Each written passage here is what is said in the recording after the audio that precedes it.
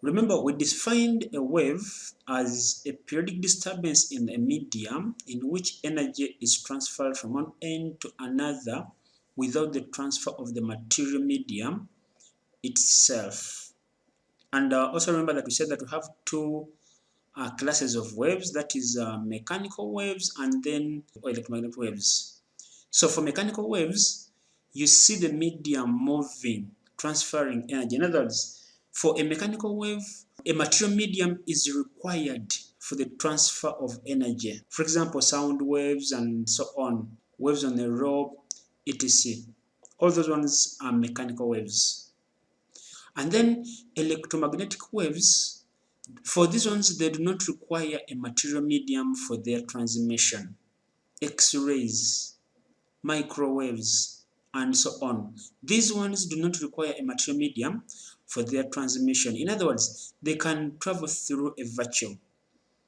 Now, concerning waves, how does a wave look like? For example, in this video here, we are having a body that is tied on a spring, pull down a little bit and then release. You can see that it is moving up and down, up and down. It is oscillating, it is vibrating.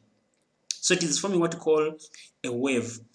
Now, assuming that we have many of these, like on a rope, if one body like that is representing a particle in a medium, for example, in case you have a rope, and you have those small particles making up a rope, so when you displace one end of the rope, and then you observe what happens, this is what happens here. So what we are seeing here is that the particles are vibrating up and down, yet the wave is moving from one end to the right horizontally. So it is moving, in other words, the particles are vibrating at right angles the direction of the wave motion, and we call this one a transverse wave. I'm going to talk about this one more later on.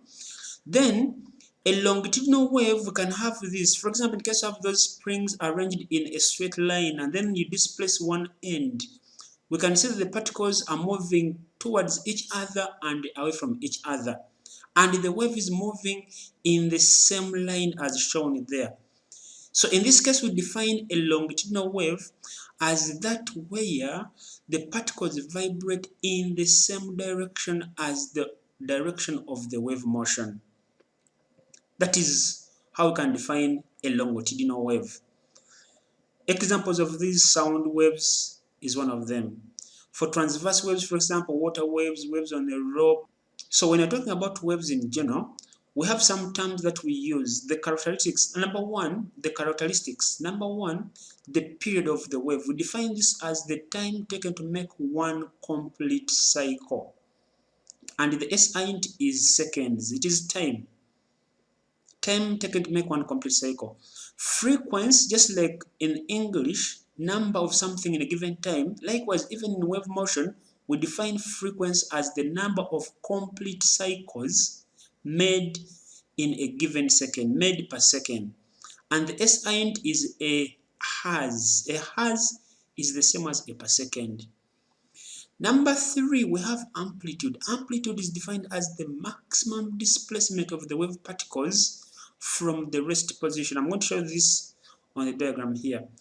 And then the wavelength, this one has very many definitions. In terms of transverse waves, we define this as the distance between two successive crests.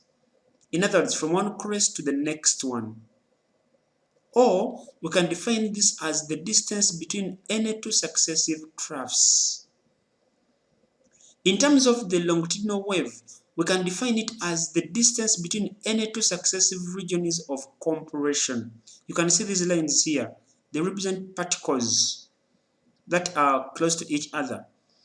So we call that one the region of compression. Likewise, even this one here. So the distance between any two neighboring regions of compression, we call that one the wavelength. Or the distance between any two successive regions of rarefactions. That is also what we call a wavelength. Likewise, for a transverse wave, this is what we are having. Also have what we call the amplitude. The amplitude is the distance from the rest position to the crest, as you can see here. So let me just make this one move and we see. So remember, when we had the springs arranged in a line, this is what we had. the longitudinal wave. This is the one. And then when the springs were arranged just like on a rope, and then one end displaced vertically, this is what we had, a transverse wave. So this is how it looks like. Then we have what we call the wave equation. The wave equation is given in terms of the wave speed or the velocity, the wavelength, and then the frequency. How are these ones related? I will simply remind you about this, that assuming that this is our wave, a transverse wave, like that, the distance from one crest to the next crest, that is the wavelength, from one trough to the next trough, that is the wavelength. Remember, we have this particle here, this one here, this one here, and this one here. This is A, this is B, this is C, this is D. This particle is on its way up, this particle is on its way down, this one is on its way up, this one is on its way down. So, if you have all of these particles A, B, C, D are on a straight line, so the distance between particle A,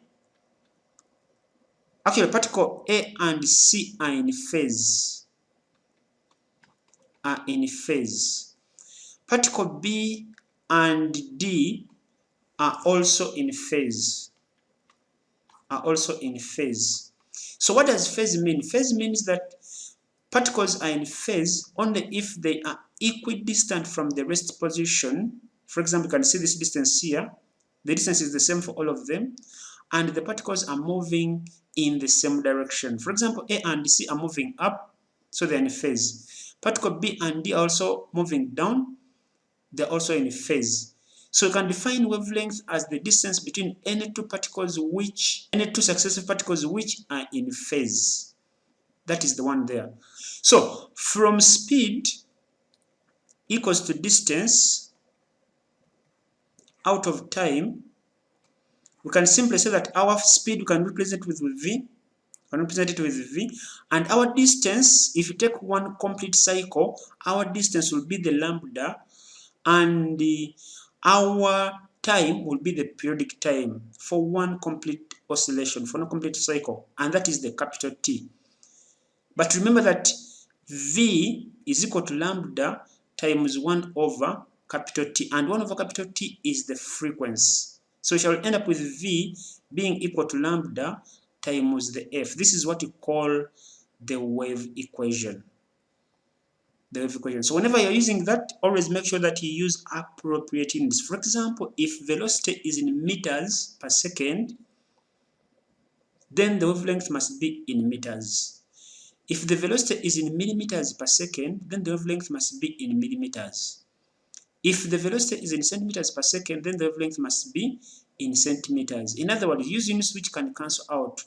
But most important, in case you can forget, then always use SI units.